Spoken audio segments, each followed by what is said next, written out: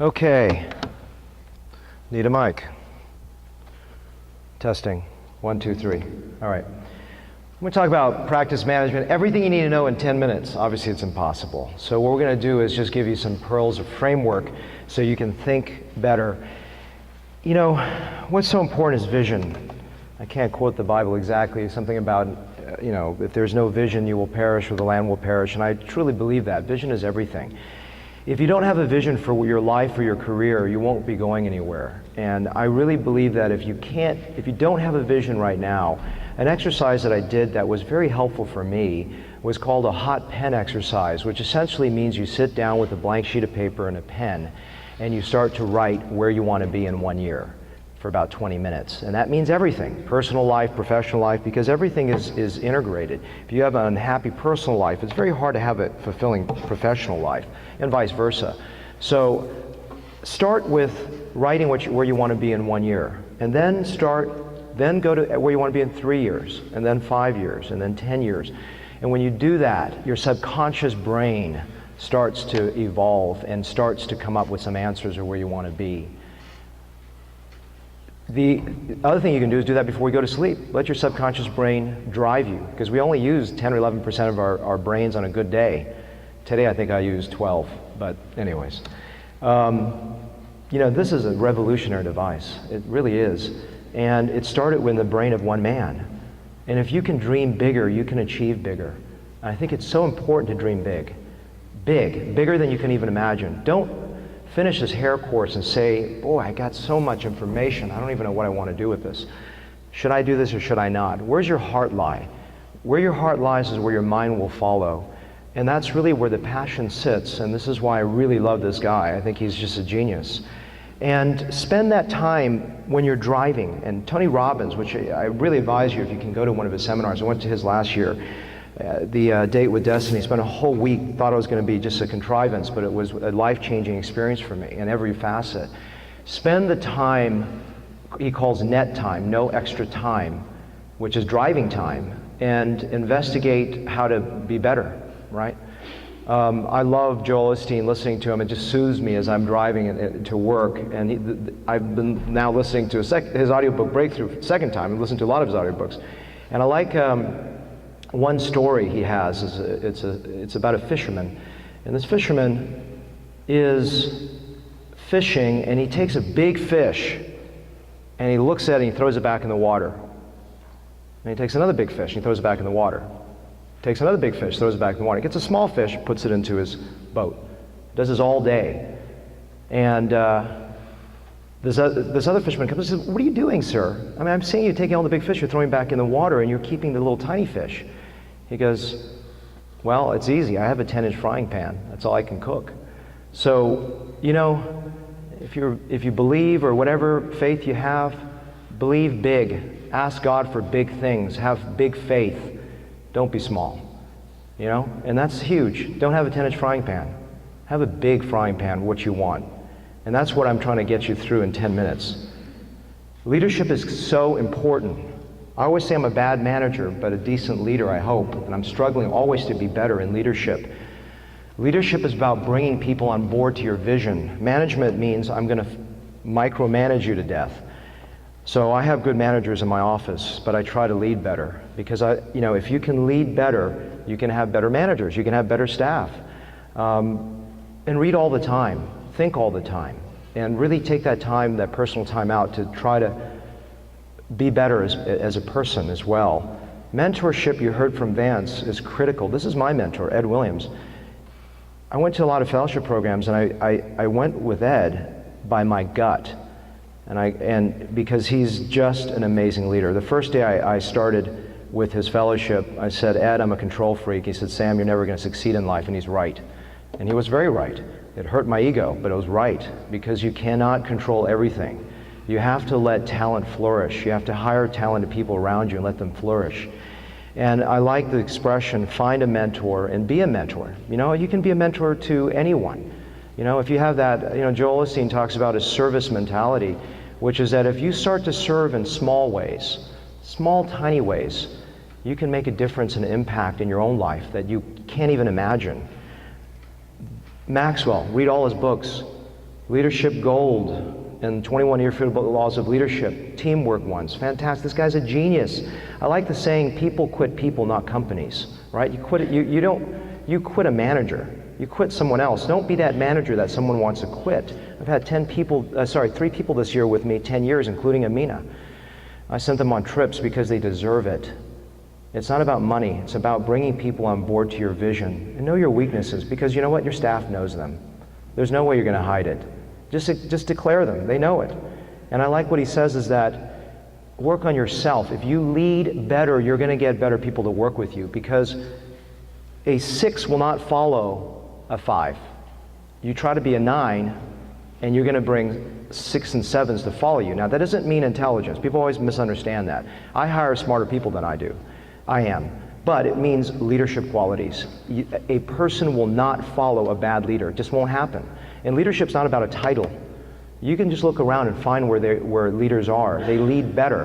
And leaders don't lead followers. They lead leaders. So I want other leaders among me to push forward. It's very, very important that you don't just train scripted answers with staff. I'm not here to teach you how to script answers. I'm teaching you how to control the culture and influence the culture and shape it. Because I like, when I saw Ed Williams for a year, he never got angry once. Not once. Never saw him raise his voice. And I like what he said. He said, Sam, if you can't control yourself, how are you going to control other people?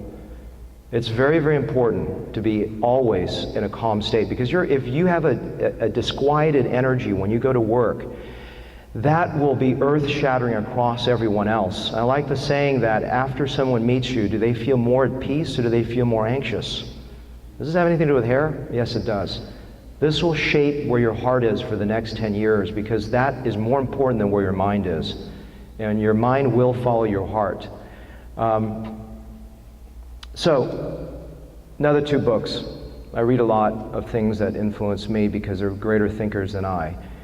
Drive is fantastic. Bonusing staff, great, do it. I do it. But it's not where the heart is. It's not where if they're coming to work for a paycheck, yes, they got to feed the family, but that's missing the boat.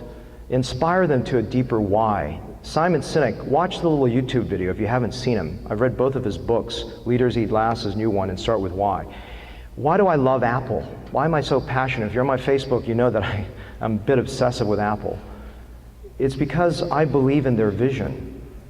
It's not, I like to say, because I'm a cool designer and I'm cool, but I want to absorb that. Why do people have Harley Davidson tattoos? Because they want to help sponsor the bike? No, because they want to associate with that way of life.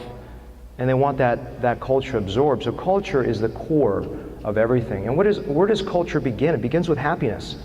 If you go to work miserable, if you would do hair just for money, you're not going to be very happy. And happiness, without happiness, it sucks. This is a great book by Jonathan Haidt. Michele Csikszentmihalyi, say that 3 times fast, is a genius, and he talks about flow. And what flow is when you are lost. Like right now I'm in flow. I love teaching. Flow is getting absorbed into what you're passionate about, where you just get lost. You can't think of anything else. And when I do hair, I'm absorbed. I love it. And that reflects in the quality of your work, and it reflects in the future of where you're directed. So fall in love with this, deeply, deeply fall in love with it. And get into the moment where you are. And what Csikszentmihalyi says is that there's also a little challenge. You can't fall in love with complacency. There's a little 4%, a little more difficult than you imagine. It pushes you. And to change and shape the culture, I had all my staff read this book, which is great, The 4 Agreements. It says, be impeccable with your word. Impeccable in Latin means without sin. None of us are without sin, but what it means is that we stay clean with our language, so we don't badmouth and gossip and contribute to that mess that goes in the office. We don't take anything personally, which is very easy to do, because usually what happens when someone says you're fat or stupid is they're dealing with their own weight and their own intelligence issues or whatever they've been handed down from their predecessors. Don't make assumptions. We always assume for the worst. We assume that we assume they're wrong. We always say we go by our own actions. We judge their intentions, right? I'm never bad. They're bad. They thought something. So ask them. Don't make assumptions in life. And always do your best. It doesn't mean go crazy and go over the top and overboard. It means do what you can to be excellent every day. And that's all you can do. Don't kill yourself. If you're working more hours than you need, don't. I get out at 4:30. Well, my staff helped me get me out at 4:30, which is great. It's one of the best things I've done. Energy. We have only so much energy in a day. That's it. Learn to say no. It's a great word, no. In my 40s, I've really gotten to love that word. I'm not lecturing until June of next year. That's a great big no. I've said no to a lot of people, and I love no. But I say yes to something that turns me on. If I'm passionate about it, you're going to get a yes. Jim Collins says, success is not defined by what you do, but what you don't do. What you leave on the table. Don't take every opportunity that sits in front of you. Be judicious and selective.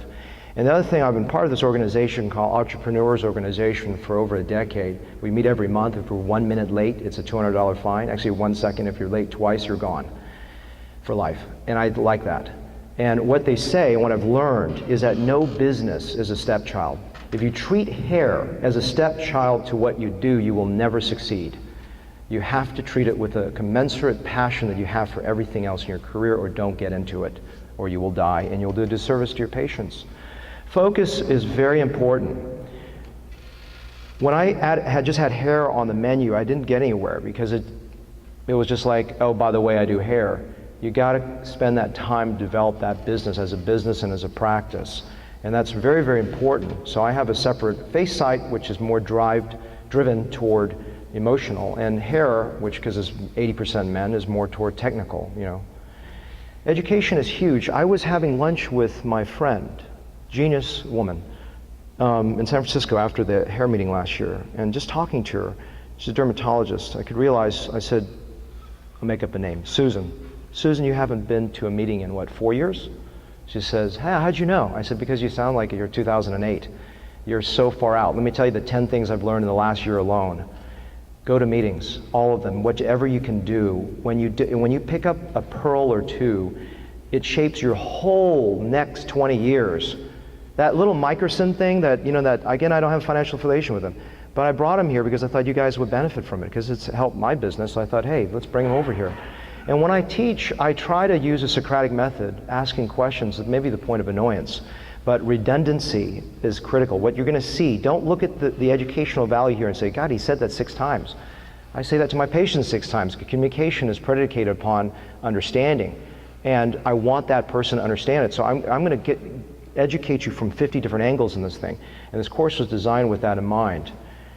Mastery is an asymptote. In other words, we'll never get perfect, we'll just get better. So if you're a perfectionist, you may be in trouble, but the goal is to constantly get better. Know your unique selling proposition. What makes you different? And if you can't sit down and write it, then go back to the drawing board and figure out why. Because if you don't know your USP, your staff won't. If your staff won't, your patients won't. I liked what, can't remember his last name, Craig something from 4 Seasons said. His number 1 goal is making sure his maid staff were properly attired. And the reason for it is that they delivered his vision better than he could. He would shake all their hands, 200 hands a day, before he sat down at his desk. And so the goal is to let the staff be your extension, because they're better and more worthy. I get more compliments from my staff than I get from myself. Maybe because I'm not that great, I don't know, whatever. Work at it. What Vance said, your first day you should be so drained you can't think, because that's your commitment level to your patient. And it's not a bed of flowers, all right? It takes work to get there. And I love the work though. At first it's gonna suck. And that suck is gonna get better. Why? Because you gotta love this. And I love this quote I'll leave you with. You've got to find what you love. Your work is going to fill a large part of your life. And the only way to be truly satisfied is to do what you believe is great work. And the only way to do great work is to work with is to love what you do. If you haven't found it yet, keep looking. Don't settle. Steve Jobs and all the young high school students I interview from my college that come through, or I just did a little phone interview with a young lady from Houston. I said, watch this 2005 Stanford address. Is 12 minutes long. Just type YouTube, YouTube, type Steve Jobs, 2005 Stanford, and it'll come up. And it just says, look, life is so short. Death is an equalizer. We're all going to die, whether we want to or not. But right now, we can grab what we want. So don't be scared about going into hair. If you want it, if you don't know if you want it, go in, all in. Think about Vegas. Take all the chips. The sermon I heard last week in church is take all your chips and push them in. Thank you.